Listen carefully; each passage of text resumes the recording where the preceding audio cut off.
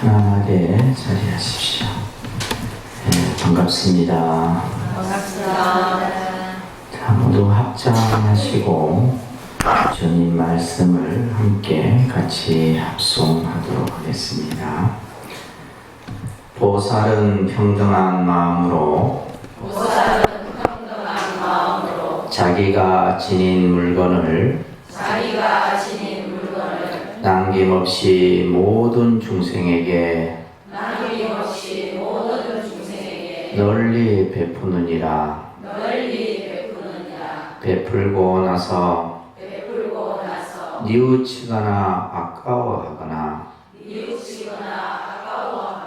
대가를 바라거나 명예를 구하거나 자기 이익을 바라지 않느니라. 다만 모든 이웃을 구제하고 이롭게 할 뿐이니라.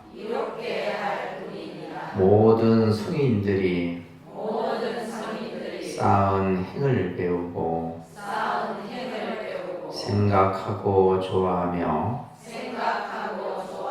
몸소 실천하고 남에게 말해 이웃에게 괴로움을 여의고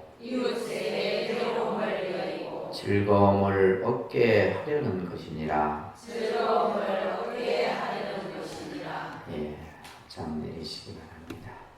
화엄경이라는 경전의 십행품에 나오는 말씀입니다. 우리 불자들은 언제 어디서나 스스로 각자의 복을 지어서 자신의 복의 창고를 스스로 만들어야 됩니다.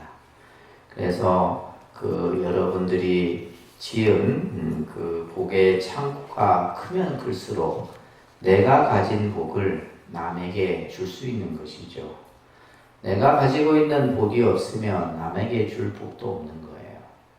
그래서 부처님께서도 우리가 이제 현세에 살아가는 데 있어서 복을 짓는 행위, 작복의 행위가 중요하다고 그랬습니다. 그래서 복이 있어야지 우리가 살아가는데 좀 덜 힘들어요. 그 복을 또한 내만 소유하고 그것을 쓰는 것이 아니라 다른 사람에게 줄 수 있는 그런 불자가 되어야 된다는 말씀을 하고 계십니다. 부처님 당시 때도 부처님이 기원장사에 계실 때 당시 왕이 파세다니 왕이라는 왕이 있었어요. 그런데 이제 왕은 매일 아침이 되면 부처님께 찾아와서 문안을 드리고 부처님에게 가르침을 듣는 것이 하루 일과 중에 제일 먼저 하는 일이었어요. 이 파세다니 왕이 이제 아침에 부처님을 이게 예배를 드리려고 왔는데 왕의 그 행색, 몰골이 엉망이 아니었던 거예요. 그래서 부처님이 이 왕에게 대왕께서는 어디를 갔다 오시는데 이렇게 온 몸에 먼지를 뒤집어 쓰고 이렇게 피로한 모습을 하고 오셨습니까? 라고 물어요. 이때 이 왕이 부처님에게 이런 얘기를 합니다. 저희 나라에 가장 큰 부자가 있었는데 마하나마라고 하는 이 부자가 있었어요. 근데 이 부자가 어느 날 갑자기 죽은 거예요. 임종을 하게 돼서. 근데 이제 이 부자는 후사를 이을 아들도 없었던 겁니다. 그래서 당시 풍습에 의하면 그 재물이 전부 국고로 환수가 되게 돼요. 그래서 이제 왕과 여러 신하들과 많은 사람들이 이제 이 장자, 마하나마라고 하는 장자의 집에 가서 그 재물들을 정리하고 그렇게 해서 이제 며칠 동안, 그러니까 재물이 너무 많다 보니까 그 재물을 정리하는 데만 해도 며칠이 걸렸던 거예요. 그래서 이제 그렇게 해서 오늘 이렇게 누추한 모습으로 부처님께 왔습니다. 얘기를 하자 부처님께서는 그 장자는 어느 정도 부자였습니까? 이렇게 물어요. 그러자 왕이 이 마하나마라고 하는 이 부자는 평생을 재물을 모을 줄만 알았지 쓸 줄을 몰랐던 거예요. 그래서 이제 뭐 옷이나 음식이나 이런 것들도 그냥 형편없이 그냥 남루한 옷을 입고 우리가 볼 때는 어떻게 보면 참 검소하고 이렇게 정말 아주 이제 어떤 사치나 낭비를 모르고 사는 모습으로 비춰질 수 있지만은 그냥 오로지 재산만을 모으는 데만 온 그냥 그 힘을 다 썼던 겁니다. 그래서 이 마하나마는 돈을 모을 줄만 알았지 쓸 줄을 몰랐다는 거예요. 그래서 가난한 사람이 오면 그 사람에게 베풀 줄도 모르고 오히려 그냥 모른 채 하고 이렇게 생활을 했던 거예요. 뿐만이 아니라 이제 일가 형제나 또 권속들에게까지도 인색했다. 그랬으니 더더욱더 수행자들에게 보시공양하는 일에는 더더욱더 인색했던 거죠. 그래서 그렇게 한평생을 재물을 모았지만은 어느 날 갑자기 죽은 거예요. 죽자 이제 그 재물들이 전부 나라로 들어오게 된 겁니다. 그 말을 듣고 부처님께서는 왕에게 이런 말을 합니다. 대왕이시여, 그 사람은 결코 훌륭한 부자가 아닙니다. 자기의 재물을 널리 써서 큰 이익을 얻을 줄 아는 바보였던 것이다. 이것은 마치 뭐와 같느냐? 어떤 사람이 넓은 들판에 물을 가득 채워놓고 그 물을 쓰지 아니하면 말라서 없어지는 것과 같다. 그래서 재산이 있으면서도 그 재산을 가지고 스스로 복을 지을 줄 몰랐던 어리석은 부자다.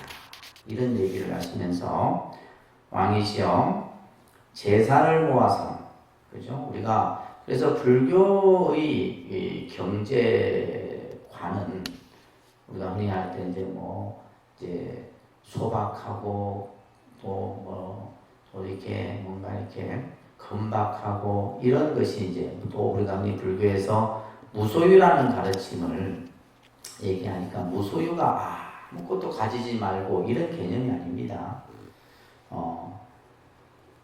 불교의 경제관은 부자가 되는 거예요. 모든 사람이 다 부자가 되는 거예요. 왜냐하면 부자가 돼야지 내가 나눠줄 수 있는 게 있거든요. 그죠?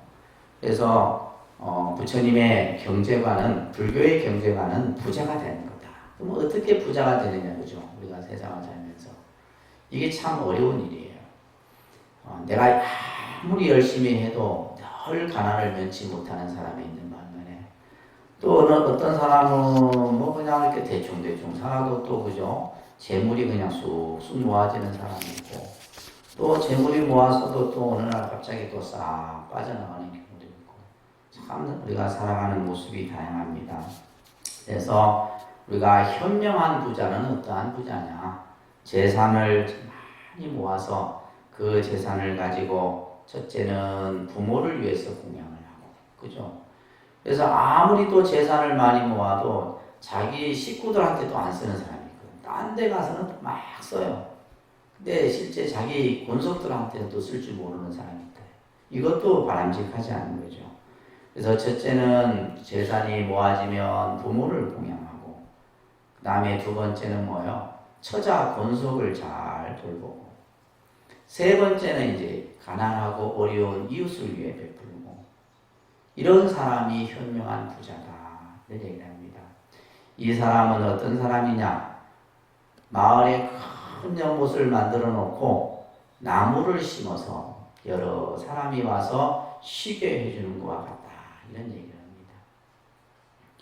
그래서 그런 사람들의 칭찬을 받을 것이고 그 공덕으로 인해 천상락을 받을 것이다.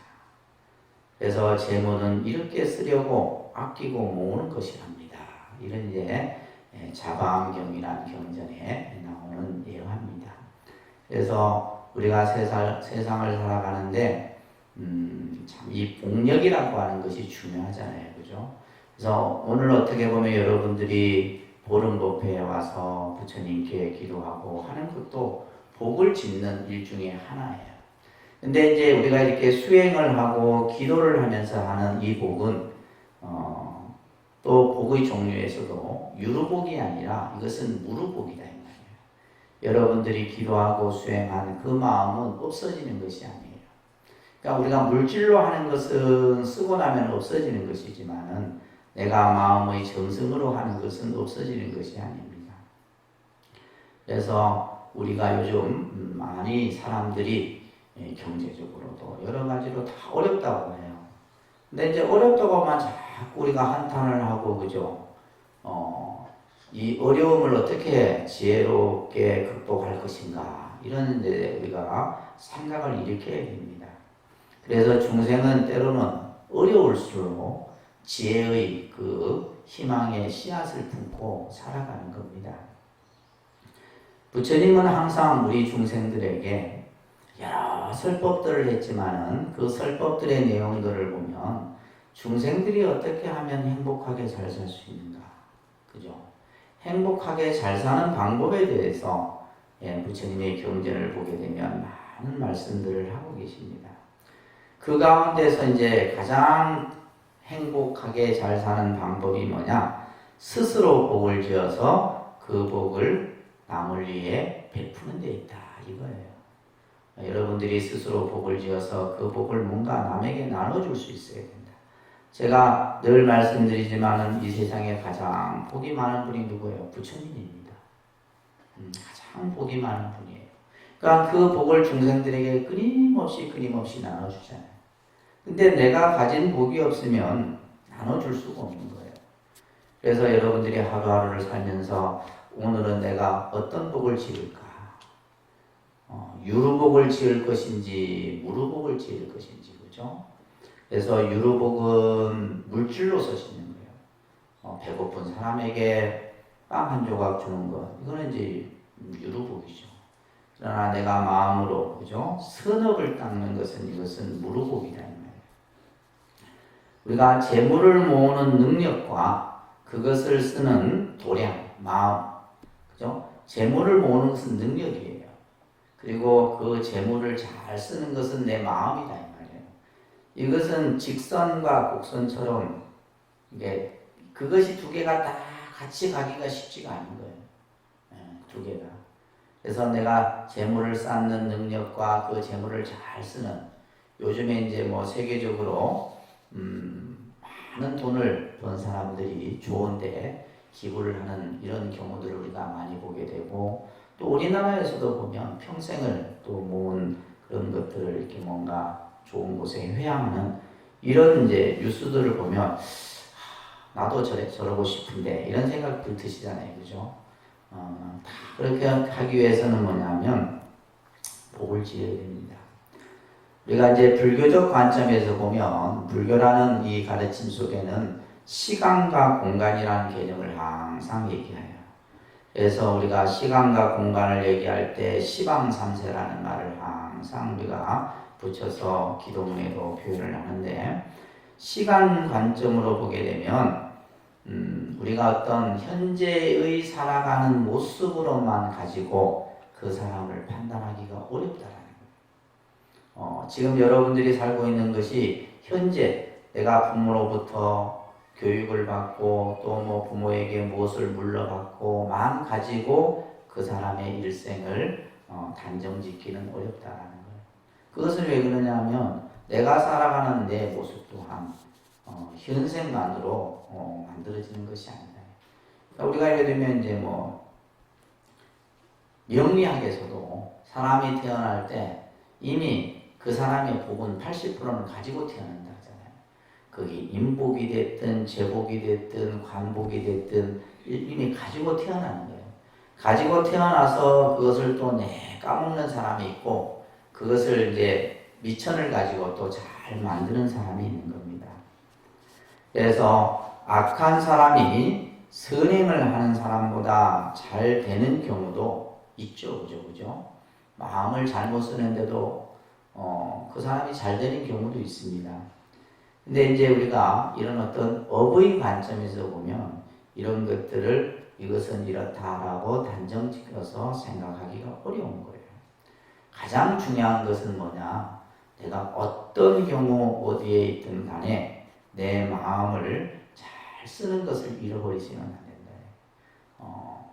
그래서 일상생활 속에서 여러분들이 선한 마음을 가지고 그것을 유지하는 것이 중요한 거예요.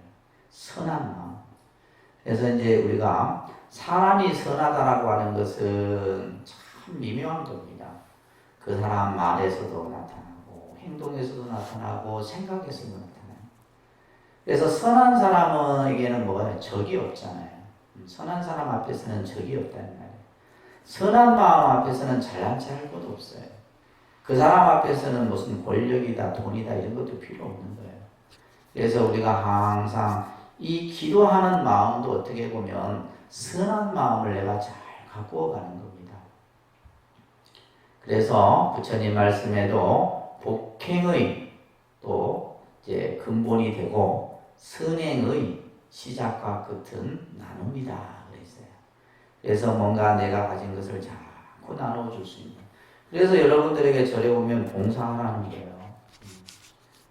뭔가 내가 도량도 청소하고 뭔가 대중을 위해서 뭔가 내가 가진 것을 나눠줄 수 있는. 그래서 요즘에는 무슨 내가 가지고 있는 능력을 또 나눠주는 경우도 있잖아요. 그죠? 그래서 이런 마음이 뭔가 내가 누군가에게 뭔가를 줄 수 있다는 것만큼 행복한 게 없다 이 말이에요. 여러분들이 자식들에게 지금은 뭐 돈이나 어떤 재산을 물려주는 시대는 아닙니다. 그런 시대는 이미 이제 지났다 이 말이에요. 또 물려줄 것도 없고 그죠? 여러분들 물려줄 것도 없습니다. 여러분들 쓰는 것도 뭐 다 쓰고 갈까 말까 하는데 근데 무엇을 남겨줄 것인가?